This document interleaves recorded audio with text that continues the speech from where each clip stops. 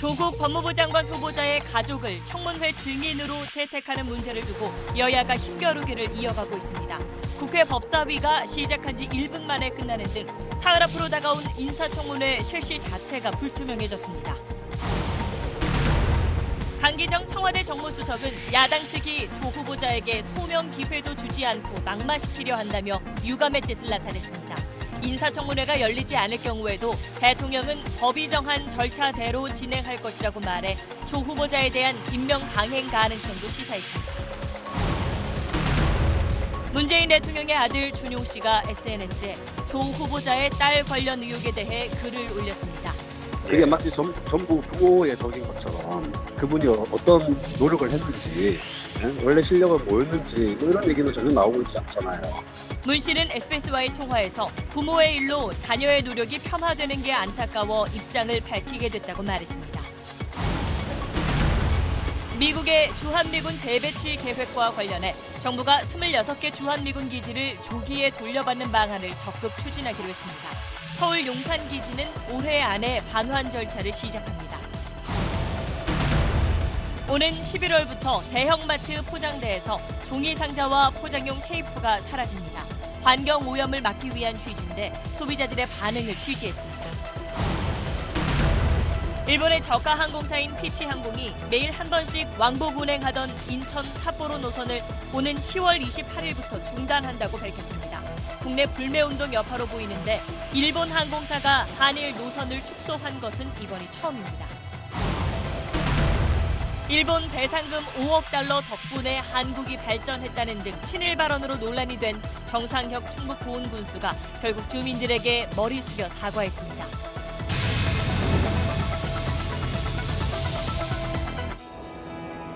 기름 없이 달리는 일상으로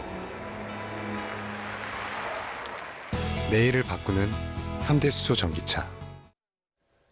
여러분 안녕하십니까? 다음 주 월요일과 화요일로 예정됐던 조국 법무부 장관 후보자 청문회가 무산될 가능성이 커졌습니다. 그 청문회에 나올 증인을 놓고 여야가 계속 합의점을 찾지 못하면서 오늘 국회 법사위 회의는 시작한 지 46초 만에 끝났습니다. 이번 주말에 극적인 합의를 이루지 못한다면 당초 합의됐던 이틀 동안 청문회는 불가능합니다. 먼저 윤나라 기자입니다. 법무장관 인사청문회 실시 계획을 논의하기 위해 민주당의 요구로 국회 법사위가 다시 열렸습니다.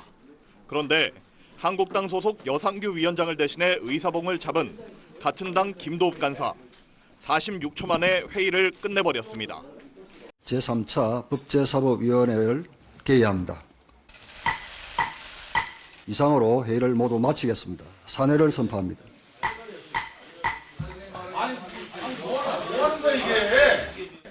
증인 채택은 물론 청문회 계획 자체가 처리되지 못한 상황. 청문회 무산 위기의 책임을 서로에게 돌렸습니다. 핵심 증인에 대해서는 절대 불가하다라는 입장을 다시 한번 되뇌이고 있습니다. 맹탕 청문회를 하겠다는 건데 응하기가 어렵습니다. 예. 가족을 불러가지고 망신 주는 식으로 해서 하든지 아니면 그게 안 되겠다고 하면 그걸 빌미로 청문을 안 하겠다고 하는 거든지. 국회가 청문 절차를 마치도록 법이 정한 기한은 20일, 조 후보자의 경우 9월 2일까지입니다. 한국당은 청문회 연기를 주장했지만 10일 이내의 기간을 정해서 다시 요구하게 되어 있습니다. 그런 셈법이라면 9월 12일까지 얼마든지 청문회는 개최될 수 있습니다. 민주당은 도를 넘은 월권이라며 연기 불가를 못 박았습니다. 9월 3일부터 남은 10일의 시간은 그 이니셔티브가 대통령과 정부에 있습니다. 그것을 우리 마음대로 사용할 수도 없고 또 사용해서도 안 된다고 봅니다. 주말 동안 증인 채택 문제에 관한 여야의 극적 합의가 없으면 예정됐던 9월 2일과 3일 이틀간의 조국 후보자 청문회는 불가능합니다. SBS 윤나라입니다. 이렇게 어느 한쪽도 물러날 수 없다는 분위기 속에 여야는 지지층을 모으기 위한 여론전도 함께 펼치고 있습니다. 한국당은 평일인 오늘 부산으로 내려간 데 이어서 주말에는 서울 광화문에서 대규모 집회를 예고했습니다. 이에 맞서서 범여권의 주요 인사들은 조국 후보자 지키기에 나섰습니다. 계속해서 남정민 기자입니다. 자유한국당이 엿새 만에 다시 장외 집회를 열었습니다. 오늘은 조국 법무장관 후보자의 고향인 부산입니다. 문재인 대통령이 조국 임명을 강행하려는 꼼수를 부린다며 격한 공격을 쏟아냈습니다. 조국 가족 펀드를 만들어가지고 무대기로 돈 모으려고 하다가 딱 들통나고 말았어요. 이런 사람이 장관감 되겠습니까? 한국당은 내일은 서울 광화문에서 2주 연속 대규모 집회를 열기로 하는 등 조국 불가 장외 여론전을 이어간다는 방침입니다. 더불어민주당은 조국 청문회 안 하겠다는 본심을 드러낸 거라며 한국당의 장외 집회를 비판했습니다. 자유한국당의 청문 본색은 보이콧 아니면 비겁이다. 저는 이렇게 단정합니다.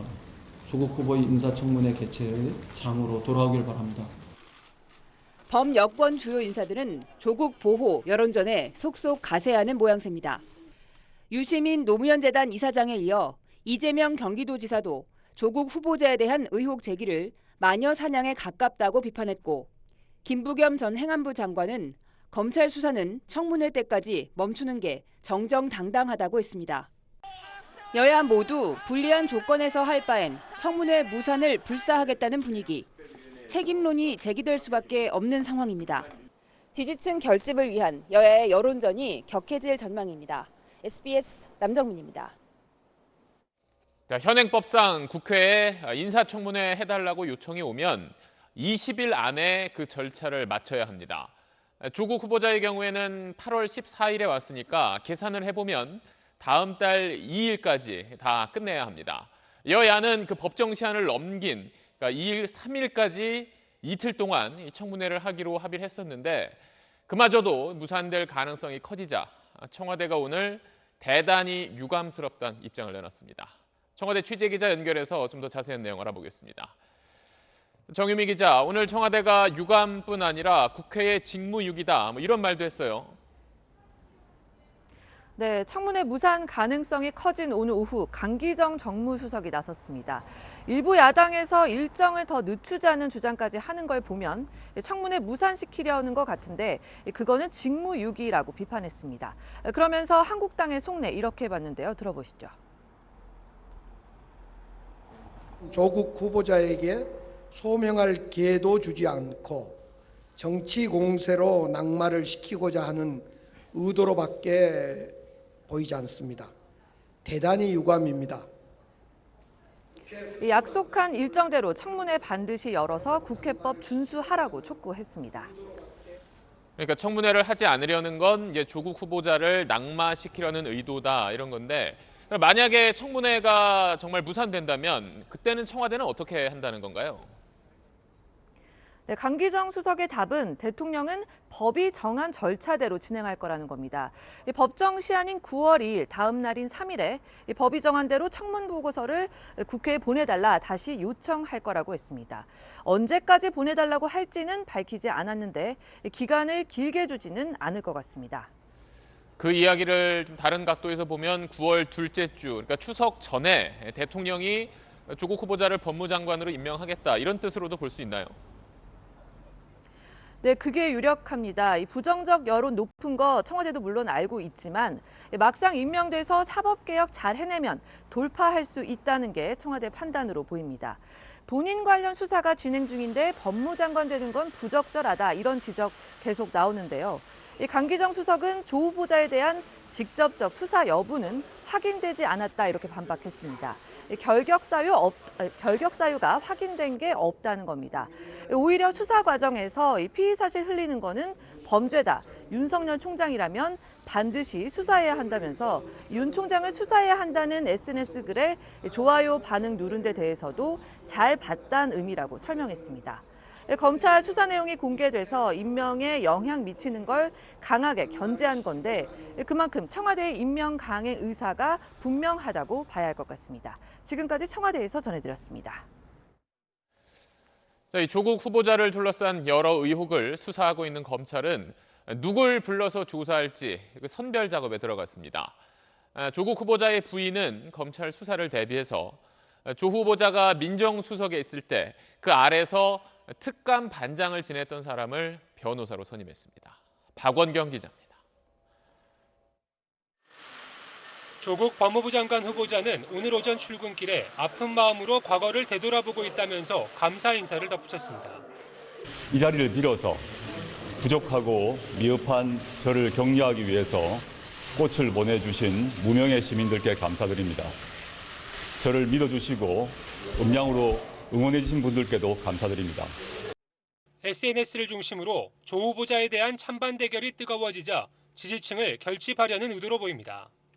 총리실 민간인 사찰 사건 당시 민정수석이었던 권재진 전 법무장관에게 철저한 수사가 불가능하니 사퇴하라고 요구했던 자신의 과거 발언에 대한 질문엔 답을 피했습니다. 그 점은 나중에 설명드릴 사안이라고 봅니다. 지금 제가 후보자이기 때문에 언급할 사안이 아니라고 봅니다. 대대적인 압수수색 이후 압수물 분석에 주력하고 있는 검찰은 조사 대상자들의 연락처를 확인하는 등 소재 파악에 나섰습니다. 압수물 분석 과정에서 조사 필요성이 인정된 소환 대상자 선별 작업에 들어간 겁니다. 핵심 수사 대상인 조 후보자의 배우자는 변호인을 선임하고 수사 대비에 들어갔습니다. 변호인은 조 후보자와 청와대 민정수석실에서 함께 일하다 청와대 특감반원 파문이 불거지면서 사임한 이인걸 전 특감반장이 선임됐습니다. SBS 박원경입니다. 이런 가운데 문재인 대통령의 아들 문준용 씨가 어젯밤 SNS에 글을 올렸습니다. 조국 후보자 딸의 실력과 또 노력까지 사람들이 깎아내리고 있다면서 자기가 그랬던 것처럼 숨어 다니지 않아도 된다며 조국 후보자의 딸을 응원하는 내용의 글을 올렸습니다. 민감한 시점에 왜 그런 글을 썼는지 김용태 기자가 문준용 씨와 전화로 인터뷰를 해봤습니다. 자기 인생이 부정당하는 고통을 겪고 있을 것이다. 그저 조국 딸로 기억될 것이다. 실수할까 봐 숨어 다니고 있다면 그러지 않아도 된다. 문준용 씨는 이 글을 쓴 건 안타까움 때문이라고 했습니다. 조국 후보자를 향한 공세는 그렇다 쳐도 딸의 노력, 성과까지 깎아내리고 있다는 겁니다. 사실이냐 아니냐를 떠나서 다 폄훼가 되는 거예요. 마치 없는 것처럼 무조건 부모님 덕을 봐서 지금 그렇게 된 것처럼 보여지는 겁니다. 당사자가 아니면 이해하기 힘들어 굳이 나섰다는 말도 했습니다. 특혜 채용 의혹 등으로 공격받은 경험을 떠올린 듯 보였습니다. 엄청난 고통을 겪고 있을 것이다. 그래서 이것이 부당하다. 사람들이 이것을 잘 모르고 그냥 넘어가는 것 같은데 또는 무시하는 것 같은데 그러지 말았으면 좋겠다. 그래서 조국 후보자 임명에 찬성하는 것이냐고 묻자 할 말이 없다고 답했습니다. 조국 찬반이 아니라 그저 후보자 자식 문제를 말하고 싶었다는 얘기입니다. 조 후보자 지지층은 문 씨의 글을 환영했지만 반대쪽에선 공감하기 어렵다는 반응이 나왔습니다. 서울대 게시판 등 인터넷 세상에선 고등학생이 논문 제1저자로 올라간 걸 딸의 노력이라고 부를 수 있겠느냐며 불공정에 대한 분노를 오해하지 말라는 글들이 눈에 띄었습니다. 보수 야권에선 유시민 등 최근 여권 인사들이 일제에 나선 조국 구하기 여론전과 같은 차원일 뿐이라고 평가했습니다. SBS 김용태입니다. 조국 후보자의 딸이 졸업한 고려대에서는 입학 특혜 의혹의 진상을 밝혀야 한다는 학생들의 집회가 오늘 저녁 열렸습니다. 고려대학교에 나가 있는 취재기자 연결해서 지금 상황은 어떤지 알아보겠습니다. 김덕현 기자, 금요일 저녁이고 아까는 비도 오는 것 같던데 오늘 자리에 학생들은 많이 모였습니까? 네, 당초 6시로 예정됐던 오늘 집회는 소나기가 내린 탓에 30분 뒤인 6시 반쯤 성명문 낭독과 함께 시작됐습니다. 총학생회가 주관한 오늘 집회엔 100여 명의 학생과 졸업생들이 참가했는데요. 제 뒤로 보이는 본관 중앙광장 잔디밭에서 진행된 집회는 조금 전인 7시 50분쯤 예정보다 조금 일찍 끝났습니다. 앞서 있었던 성명문 낭독 함께 들어보시죠. 법무부 장관 후보자 자녀 입학 당시 심사 자료의 투명한 공개와 심사 과정의 철저한 검증을 요구합니다. 참가자들은 진상규명을 강조하면서 특히 진영 논리가 집회 의도를 왜곡하고 있다며 불쾌감을 나타냈습니다. 오늘 집회는 지난 23일 학내 온라인 커뮤니티를 중심으로 1차 집회가 열린 이후 두 번째 집회인데요. 총학생회가 직접 집회를 주관하면서 조 후보자 사퇴 요구 대신 조 후보자의 딸 입학 과정에 대한 진상규명만을 주장했습니다. 고려대 총학생회는 집회 시작부터 정치적 논란이 우려되는 물품 반입을 막는 등 정치색 논란을 피하기 위해 노력했습니다. 지금 이 시각 서울 종로구 옛 일본 대사관 앞에서는 시민단체 등이 주도하는 조국 후보자 지지 집회도 열리고 있는데요. 주최 측 추산 1,500여 명이 모여 조국 수호 촛불문화제를 진행하고 있습니다.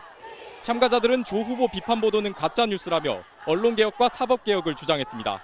지금까지 고려대학교에서 전해드렸습니다. 다음 소식 이어가겠습니다.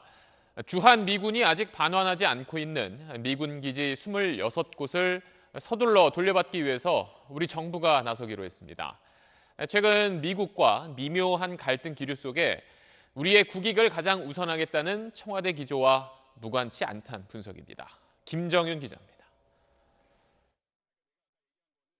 청와대 국가안전보장회의는 오늘 용산기지를 비롯해 아직 반환받지 못한 주한미군기지 26곳의 조기 반환을 추진하기로 했다고 밝혔습니다. 한미 합의로 돌려받기로 한 미군기지 80곳 가운데 지금까지 54곳만 반환이 완료됐습니다. 청와대는 특히 환경 문제 등의 이유로 반환 절차 5단계 중 2단계에 머물러 있는 원주와 부평, 동두천 기지 4곳도 미국과 환경 협의를 조속히 해나가겠다고 밝혔습니다. 청와대는 이번 조치의 이유로 환경오염 심화와 지역개발 지원 같은 사회경제적 어려움이 발생해서라고 밝혔지만 최근 한일 군사정보보호협정 종료를 둘러싼 한미 간 미묘한 갈등 국면과도 관련이 있어 보입니다. 청와대 관계자는 미국과 관련된 여러 사안에서 우리 국익을 고려한 의미도 있다며 동맹은 동맹, 국익은 국익이라는 최근 청와대 기조와 무관치 않음을 시사했습니다. 특히 기지 오염 제거 비용 부담 책임을 두고 한미 간 이견이 있는 만큼 방위비 분담금 협상을 앞두고 미국 측에 메시지를 전하려는 뜻도 있어 보입니다. 이런 가운데 해리 해리스 주한 미국 대사가 어제 예정됐던 국내 강연과 포럼 참석을 취소하고 미국 햄버거 프랜차이즈 매장 개점식에 참석해 미묘한 해석을 낳고 있습니다. 하루 앞서 우리 외교부가 사실상 초치한 데 대한 불만 표시 아니냐는 겁니다. SBS 김정윤입니다. 네, 일본의 경제 보복 이후 일본 여행을 가지 않겠다는 사람이 늘면서 국내 항공사들이 최근 일본을 오가는 항공편을 줄이고 있는데 일본에서도 처음으로 한 항공사가 한국 노선을 줄이기로 했습니다. 이 소식은 도쿄에서 유성재 특파원이 전해왔습니다. 일본의 저비용 항공사 피치항공이 한국행 노선 일부를 줄이겠다고 밝혔습니다. 한일 관계 악화 이후 일본 측 항공사가 한국편 운항을 줄인 건 피치항공이 처음입니다. 피치항공은 10월 28일부터 홋카이도 신치토세와 인천 간 노선 운항을 중단하고 내년 1월 7일부터는 오사카 간사이와 부산을 잇는 노선을 중단합니다. 또 겨울 비수기를 고려해 오키나와 나하와 인천 구간도 내년 1월 말부터 한 달 정도 운항이 중단됩니다. 피치항공 측은 한국 경제 악화와 원화 약세 등을 종합적으로 고려해 운항 중단을 결정했다고 설명했지만 일본의 수출 규제에 따른 불매 운동 등으로 한국인 여행객의 일본 방문이 급격히 줄어들고 있는 게 가장 큰 이유로 보입니다. 韓国人乗客が圧倒的多数を占める路線をやはり運休を発表したと、需要が期待できないので供給を抑える。 피치항공은 일본 최대 항공사인 ANA가 지분 77%를 보유한 자회사로 일본 저비용 항공사 가운데선 두 번째로 큽니다. 한일 갈등 국면이 장기화하면서 피치항공을 시작으로 일본 항공사들의 한국 노선 축소가 줄줄이 이어질 것으로 예상됩니다. 도쿄에서 SBS 유성재입니다. 네, 일본 정부가 수출 규제 조치 이후 2달 만인 어제 처음으로 반도체 핵심 소재 가운데 하나인 불화수소를 한국에 수출하는 걸 승인했습니다. 일본 기업도 피해가 늘고 있고 무엇보다 우리 기업들이 거래처를 다른 곳으로 바꾸는 것도 좀 신경이 쓰이는 모양새인데 일본이 이렇게 들쭉날쭉 수출 허가를 내주는 배경이 뭘지 노동규 기자가 짚어봤습니다. 지난달 초부터 반도체 디스플레이 필수 소재 3개를 콕 찍어 옥죄고 있는 일본. 이 가운데 EUV용 포토레지스트는 약 한 달이 지난 시점에 2건의 수출을 허가했고 2달 만인 어제는 처음으로 고순도 불화수소 수출 1건을 승인했습니다. 우선 수출 자체를 막는 게 아니라는 걸 보여줘 국제적 명분을 확보하기 위한 걸로 보입니다. 국제적 여론을 자기들한테 이제 유리하게 만들어가는 게 하나가 있고, 지소미아 같은 이런 다른 차원으로 대응하는 것은 한국이 이제 과잉 대응을 하고 있다, 이런 것들을 국제적으로 이제 보여주는 거로 생각을 합니다.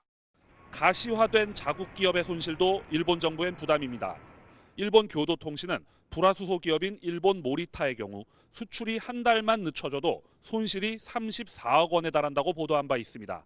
무엇보다 우리 업계의 적극적인 수입선 다변화와 국산화 움직임을 의식했다는 분석입니다. 불화수소의 경우 국산과 중국산 테스트가 진행 중이고, 포토레지스트는 일본 업체가 한국 공장 생산을 준비 중입니다.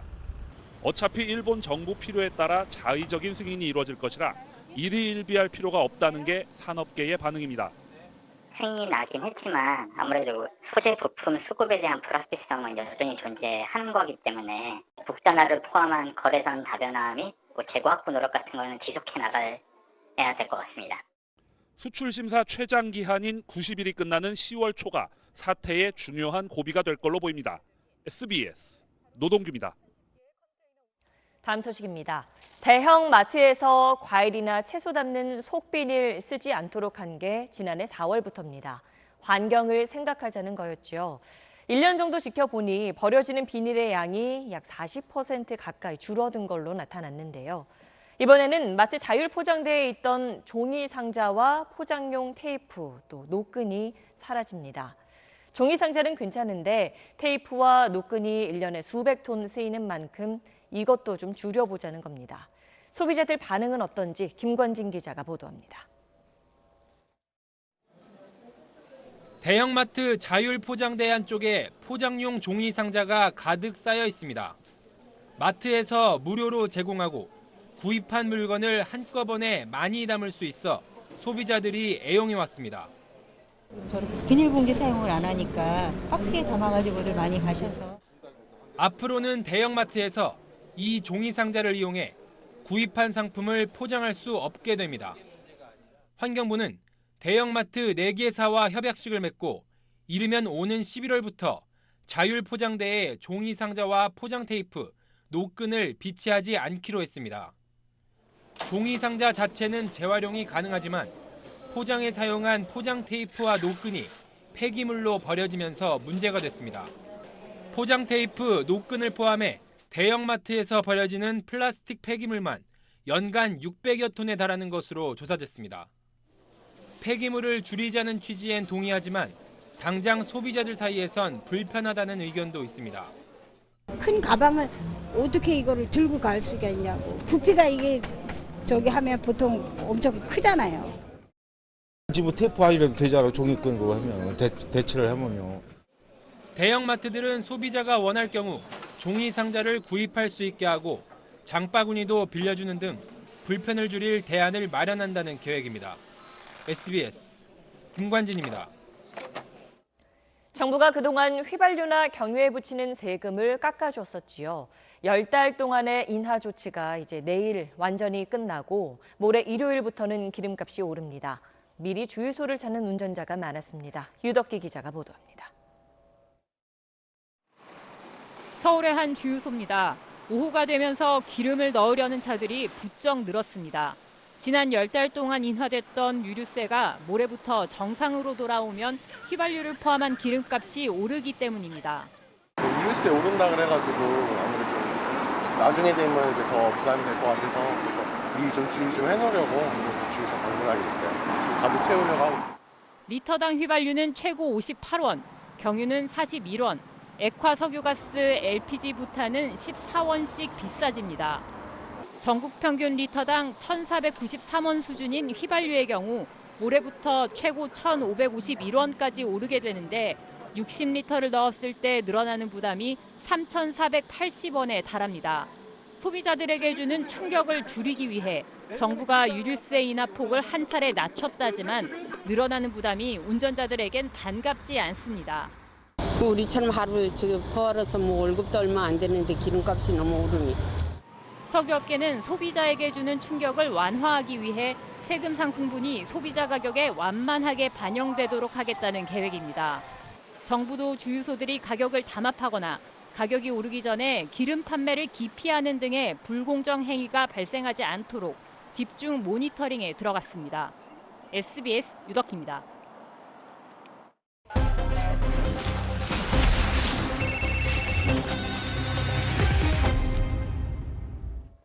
시외버스를 탔다가 1시간 내내 불안에 떨었다는 제보가 들어왔습니다. 버스기사가 시속 100km로 운전하면서 휴대전화 유튜브를 계속 봤다는 건데요.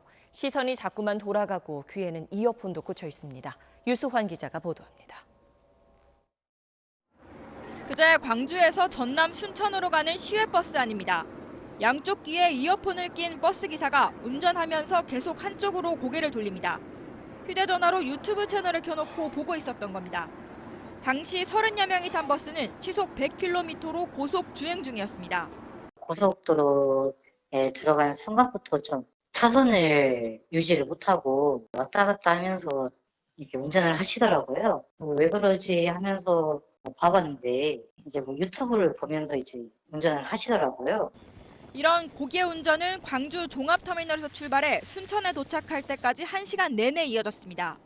하차하는 순간 좀 사고가 나지 않을까라는 생각이 들었죠. 바로 내비게이션이 있었는데 100에서 105 정도 이렇게 왔다 갔다 하시더라고요. 몇 년 전에도 승용차 운전자가 휴대전화 메시지를 확인하느라 신호가 바뀐 걸 미처 보지 못해 교차로에서 충돌 사고를 내면서 3명이 크게 다치기도 했습니다. 게다가 대형 버스가 고속도로에서 운전 중에 휴대전화를 쓰는 건 더더욱이나 위험천만한 일입니다. 고속도로 자체가 110km로 이렇게 주행을 하다 보니까 속도가 높고 전방 상황을 충분히 인지하지 못하는 상태에서 이게 사고로 연결이 되게 되면 그 승객도 많고 대형 사고로 이어질 수 있는 개연성은 훨씬 높다고 할 수 있겠습니다. 운송업체 측은 해당 버스기사에 대한 징계와 함께 재발 방지 교육을 실시하겠다고 밝혔습니다. 하지만 운전 중 휴대전화 사용이 적발돼도 벌점 15점에 범칙금 7만 원만 내면 되는 솜방망이 처벌이 바뀌지 않으면 근절되기 어렵다는 지적입니다. SBS 유수환입니다. 양현석 YG엔터테인먼트 전 대표가 20시간 넘는 밤샘 조사를 받고 귀가했습니다. 원정 도박 혐의는 시인한 걸로 알려졌는데 환치기와 횡령, 성접대 의혹은 적극 부인한 걸로 전해졌습니다. 보도에 배정훈 기자입니다. 22시간에 걸쳐 밤샘 조사를 받고 나온 양현석 YG엔터테인먼트 전 대표는 혐의 관련 질문에 일절 답하지 않았습니다. 경찰 조사에서 성실히 다 답변했습니다. 도박 자금은 어떻게 마련했어요? 회사돈 사용한 거 알았어요? 하지만 경찰 조사에선 원정 도박 혐의에 대해선 대체로 시인했다고 경찰 관계자는 전했습니다. 양 전 대표는 지난 2014년부터 미국 라스베이거스 한 호텔 카지노 등에서 10여 차례 10여억 원대 원정 도박을 한 혐의를 받아왔습니다. 다만 현지에서 외화를 빌려 한국에서 원화로 갚는 이른바 환치기 수법을 썼다거나 도박 자금 마련을 위해 미국 YG 법인 등에서 횡령했다는 의혹은 적극 부인한 걸로 전해졌습니다. 경찰은 횡령 혐의가 입증되지 않는 한 구속영장 신청은 어렵다고 보고 있습니다. 성매매 알선 혐의에 대한 추가 조사도 이뤄졌습니다. 경찰은 그동안 확보한 물증을 토대로 지난 2014년 국내외에서 외국인 사업가를 상대로 성매매를 알선했다는 의혹을 캐물었지만 양 전 대표는 잘 모른다는 취지로 혐의를 계속 부인한 것으로 알려졌습니다. 경찰은 성매매 알선 혐의의 공소시효 등을 고려해서 추석 전까지 수사를 마무리하고 사건을 검찰로 넘길 예정입니다. SBS 배정훈입니다. 주차돼 있는 남의 차에 누군가 빨간 스프레이로 우길기 모양을 그려놓고 달아났습니다. 아베 만세, 또 일본에 감사하라는 문구가 적힌 종이도 붙어 있었습니다. 전현남 기자입니다. 경찰이 흰색 승용차 주변에 통제선을 친 채 감식 작업을 벌이고 있습니다. 차량 왼쪽 뒷좌석 문과 뒷바퀴엔 붉은색 스프레이로 칠한 낙서가 선명합니다. 해를 상징하는 동그라미에서 빛이 뻗어나가는 모양. 일본의 전범기 우길기와 같은 형상입니다. 낙서 한가운데엔 일본 천황 만세, 아베 만세, 일본에 감사하라는 문구가 담긴 종이를 붙여놨습니다. 종이에는 한 남성의 증명사진과 함께 이름, 주소, 전화번호까지 적혀 있습니다. 오늘 아침 8시 50분쯤 서울 동대문구의 한 회사 주차장에서 누군가 자신의 차량에 우길기 문양의 낙서를 해놨다는 신고가 접수됐습니다. 범행이 일어났던 주차장입니다. 우길기 낙서가 최초로 발견됐을 당시 이곳에는 피해 차량 한 대만 주차되어 있었습니다. 피해 차주는 어제 저녁 6시 반쯤 차량을 주차장에 세워두고 귀가했다가 아침에 출근해 낙서를 발견했습니다. 어이가 없는 거죠, 뭐. 근데 이제 뭐 우길기하고 요새 한일 관계가 안 좋은데 상황이다 보니까. 경찰은 종이에 신상 명세가 적힌 남성이 용의자일 가능성이 크다고 보고 이 남성에게 연락했지만 범행을 부인했습니다. 경찰은 현장에서 지문을 채취하고 주변 CCTV를 분석해 용의자를 쫓고 있습니다. SBS 전연남입니다. 최근 충북 보은 군수가 일본 정부를 옹호하는 취지의 발언을 쏟아내 논란을 빚었습니다. 거센 비난 속에 주민들도 나서서 당장 사퇴하라며 항의하자 결국 오늘 공식 사과했는데요. CJB 이태현 기자가 보도합니다. 지난 26일 열린 보은군 이장단 워크숍. 아베 정부를 두둔하는 듯한 정상혁 보은 군수의 발언이 1시간 가까이 이어졌습니다. 한국의 발전의 기본을 5억 불을 받아서 했다. 이게 객관적인 평가입니다. 발언 속에는 위안부 피해에 대한 보상은 이미 끝났다는 내용도 담겨 있습니다.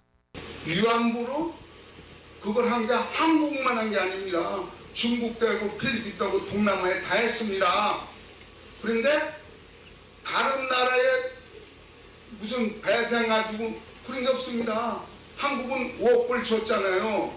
각계각층의 비난 여론이 쏟아졌고 보은 지역 시민단체는 정 군수의 즉각적인 퇴진을 촉구했습니다.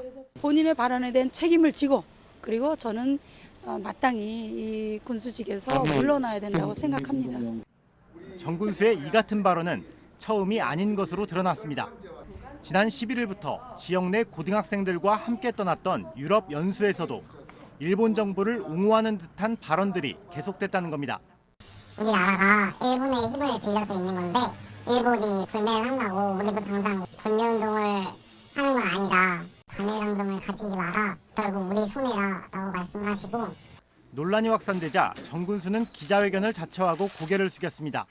동일 유공자와 그 가족, 위안부 피해 할머니 등 모든 국민께 진심으로 용서를 구하면서 하지만 정작 취재진들의 질문에는 아무런 답변 없이 황급히 자리를 떠났습니다. CJB 뉴스 이태현입니다. 우리나라와 일본의 갈등이 2달째 이어지면서 어려움을 겪는 사람들이 적지 않은데요. 일본 회사에 취업하려던 청년들도 그중 하나입니다. 기회가 줄어들었다고 호소하는 젊은이들, 또 합격하고도 이런저런 걱정에 잠이 안 온다는 사람들을 박흥로 기자가 취재했습니다. 이달 초 일본에 있는 한 IT 회사에 합격한 강승훈 씨. 한일 갈등이 불거진 이후 일본 내 혐한 분위기는 어떤지 걱정이 돼 회사 측과 수시로 화상 통화를 합니다.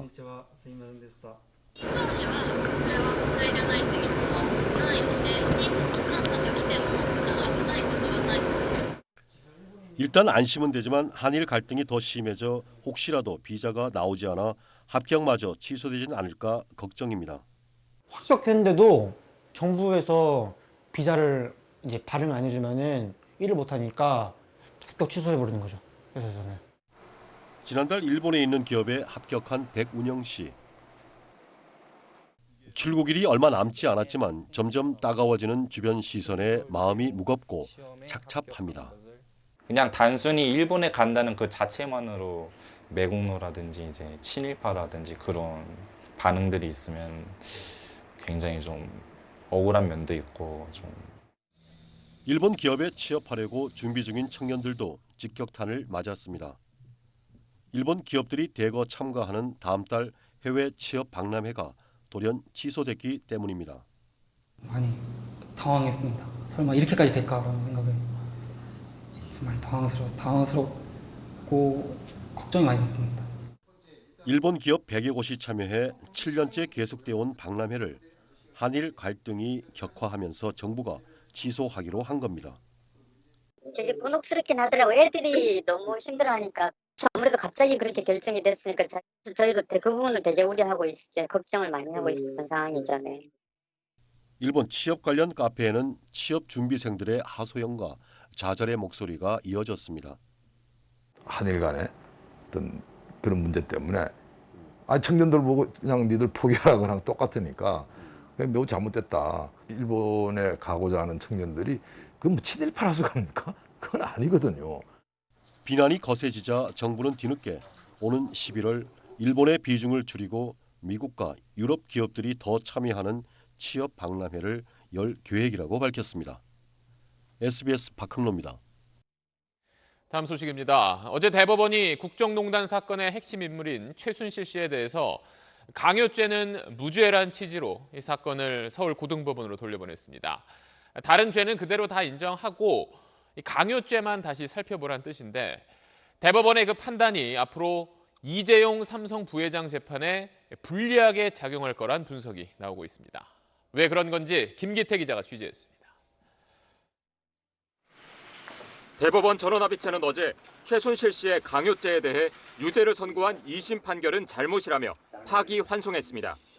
최 씨와 박근혜 전 대통령이 기업들에게 미르와 K스포츠재단, 동계스포츠 영재센터 등의 출연금을 요구한 행위가 강요죄가 성립될 정도의 협박은 아니라고 판단한 겁니다.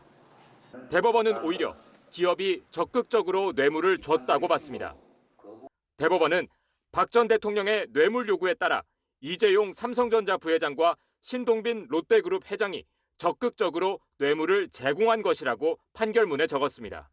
공무원의 직무에 따른 직무에 관하여 어떠한 이익을 기대하며 그에 대한 대가로서 요구에 응하였다면 그러한 요구를 겁을 먹게 할 만한 해악의 고지라고 단정하기는 어렵습니다. 대법원 관계자는 박 전 대통령이 협박하지 않았는데 이 부회장이 스스로 협박이라고 느꼈을 가능성도 없다는 판단이라고 설명했습니다. 이런 점을 고려하면 이 부회장에 대한 실형 선고 가능성이 커졌다는 분석이 나옵니다. 거역하기 힘든 뇌물이란 점을 강조해 집행유예를 선고받은 롯데 신동빈 회장의 항소심 전략이 이 부회장의 파기환송심에서는 먹히지 않을 가능성이 높아진 겁니다. 다만 대법원 판결에서 당시 대통령의 적극적인 요구가 있었다는 점도 인정된 만큼 이 부회장이 파기환송심에서도 정상을 참작받아 집행유예를 유지할 수 있다는 반론도 나오고 있습니다. SBS 김기태입니다. 네, 홍콩에서 범죄인 인도 법안 반대 시위를 이끌어왔던 사람들이 경찰에 체포됐습니다. 주말인 내일 열릴 예정이던 대규모 시위도 일단 취소됐습니다. 송욱 특파원 보도 먼저 보시고 홍콩 현지 바로 연결해서 자세한 내용 더 들어보겠습니다. 조시아 웡 데모시스 소당 대표가 오늘 오전 홍콩 경찰에 전격 체포됐습니다. 조시아 웡은 지하철로 가던 길에 미니밴에 강제로 태워져 경찰 본부로 연행됐습니다. 조시아 웡은 2014년 우산혁명을 이끌었으며 범죄인 인도 법안 반대 시위에도 주도적 역할을 해왔습니다. 같은 데모시스 소당의 여성 상임위원 아그네스 초우도 오늘 오전 자택에서 체포됐습니다. 두 사람은 지난 6월 21일 경찰 본부 포위 시위에서 불법 집회를 주동한 혐의 등을 받고 있습니다. 我们相信呢，这一个其实就是中共的阴谋，他们呢想要指控这个香港众志黄之锋还有周庭就是这个运动的领袖。 경찰은 또 전 홍콩대 학생회장을 의회 점거 혐의로 현역 야당 의원과 구의원을 불법 집회 참여 혐의로 체포했습니다. 홍콩 행정장관 간선제 도입 5년을 맞아 내일 예정됐었던 집회 자체를 불허한 데 이어 오늘은 지도부 대거 체포에 나서면서 경찰이 본격적인 반격에 나선 것으로 해석됩니다. 상황이 이렇게 되자 시위를 주최한 제야단체 민간인권전선은 내일 시위를 취소하겠다고 밝혔습니다. 어제 괴한들로부터 습격을 당했던 민간인권전선의 지미샴 대표는 시위 참가자들을 보호하기 위한 조치라며 취소 배경을 설명했습니다. 자, 송욱 특파원 경찰이 전격적으로 좀 체포에 나섰는데 우선 지금 송 특파원이 있는 곳은 어딘가요? 네, 홍콩 완차이 지역에 있는 경찰 본부 앞입니다. 오늘 오전 그 데모시토당 조시아 원과 아그네스 초가 체포돼 이곳으로 왔었는데요. 1시간 전쯤에 법원이 이들을 보석으로 석방했다는 소식이 들어왔습니다. 대신 야간 시간에는 집에 있어야 한다, 이런 조건들이 달렸습니다. 자, 뭐 일단 보석으로 풀려나긴 했지만 오늘 홍콩 경찰이 이렇게 지도부를 붙잡아 들인 건 내일 대규모 시위를 원천 봉쇄하겠다, 뭐 이런 뜻으로 봐야 할까요? 네, 내일은 중국 중앙정부가 홍콩 행정장관 간접 선거제를 결정한 지 5년째 되는 날입니다. 이 상징성에 맞춰서 시위 지도부도 대규모 집회를 기획했었는데요. 또 그 중국 중앙정부의 홍콩 주재 연락 항공실까지 행진도 할 계획이었습니다. 홍콩 경찰은 이미 행진과 집회를 불허했습니다마는 그 시위 지도부 체포에도 나서면서 그 원천 봉쇄 의지를 더 강하게 드러냈다, 이렇게 해석할 수 있겠습니다. 그동안 중국 중앙정부는 홍콩 정부의 강경 대응을 주문했었는데요. 홍콩 정부도 여기에 맞춰서 칼을 뽑아든 겁니다. 홍콩 정부는 행정장관에게 그 계엄령에 그 가까운 비상대권을 부여하는 긴급조례 적용까지 검토하고 있다, 이렇게 이미 밝힌 바 있습니다. 자, 지금 홍콩 정부 쪽에서는 뭐 내일 앞으로 뭐 집회를 허가하지 않고 있지만 내일 홍콩 시민들이 뭐 자발적으로 또 산발적으로 시위에 나설 가능성도 있지 않나요? 네, 시위대의 주요 소통 수단은 SNS입니다. 그 텔레그램 등에서 집회 개최와 참여 독려를 하고 있습니다. 이 텔레그램을 보면은 그 내일 집회 장소에 자발적으로 나가겠다, 다른 곳에서 산발적으로 시위를 벌이자, 이런 글들이 올라오고 있습니다. 도심 곳곳에서 자연스럽게 모였다 헤어졌다 하는 시위를 이어갈 가능성이 큰 겁니다. 이에 대해 홍콩 경찰은요, 그 내일 그 당초 집회 장소에 경찰을 배치해서 그 불법 집회를 열려는 사람들을 체포하겠다, 이렇게 엄포를 넣은 상황입니다. 시위대는 일요일에는요, 그 공항 주변에서 시위를 계획하고 있고요. 또 월요일에는 그 총파업과 학생들의 수업 거부도 예고가 있는 상황입니다. 따라서 강공에 나선 그 경찰과의 충돌이 우려되는 상황입니다. 지금까지 홍콩에서 전해드렸습니다. 다음 소식입니다. 오늘 국회에서 한상혁 방송통신위원장 후보자 인사청문회가 열렸습니다. 후보자의 정치적 중립성을 놓고 고성 속에 여야 공방이 오갔습니다. 유병수 기자입니다. 야당은 한상혁 후보자가 정치적 편향성이 있고 방송통신위원장으로서 중립성에 문제가 된다고 지적하고 나섰습니다. 변호사로서 진보 성향 언론사들의 소송을 다수 맡았고 언론단체의 대표였던 이력을 문제 삼은 겁니다. 지금까지 좌파 언론의 변호사였고 좌파 언론에 의한 변호사 활동을 해왔고 좌파 언론을 위한 변호사 활동만 해오신 거예요. 국민들의 다양한 의견을 듣고 모아서 이 모든 국민들이 공감할 수 있는 이런 정책들을 마련을 하기 위해서 노력을 하겠다는 약속을 드리겠습니다. 한 후보자는 정부가 강조하는 가짜뉴스 규제의 부작용 우려에 대해선 이렇게 답했습니다. 국민의 여론 이런 것들을 고려를 해서 표현의 자유를 침해하지 않는 범위 내에서 이 뭔가 가짜뉴스 문제에 대한 대책을 마련할 수 있도록. 비상장 주식 취득 과정에서 내부 정보를 이용했다는 의혹에 대해선 전면 부인했습니다. 후보자 전 재산의 10%가 넘는 돈을 그렇게 불확실한데 몰빵한다는 것 자체가 그 의심스러운 거고요. 주주간 거래 행위는 자본시장법에 적용을 받지 않는 아주 정상적이고 합법적인 거래였다는 말씀을 드리겠습니다. 방송 매체 간의 비대칭적 규제에 대한 지적도 나왔습니다. 종편만 이제 광고의 직접 영업을 가능하게 종편만 이제 사실 중간 광고를 허용하고 있는 상황이다 보니까 이 문제가 저도 심각한 문제로 이렇게 등장해 있는 것 같습니다. 한 후보자는 중간 광고를 포함해 비대칭 규제 전반에 대해 자세히 살펴보겠다고 밝혔습니다. SBS 유병수입니다. 교육 당국으로부터 지정 취소됐던 자율형 사립고들이 법원의 결정으로 당분간은 자사고 지위를 유지하게 됐습니다. 신입생 모집도 예년처럼 진행될 것으로 보입니다. 임태우 기자입니다. 서울행정법원은 자사고 지정을 취소하는 교육청 처분의 효력을 정지해달라는 자사고들의 신청을 받아들였습니다.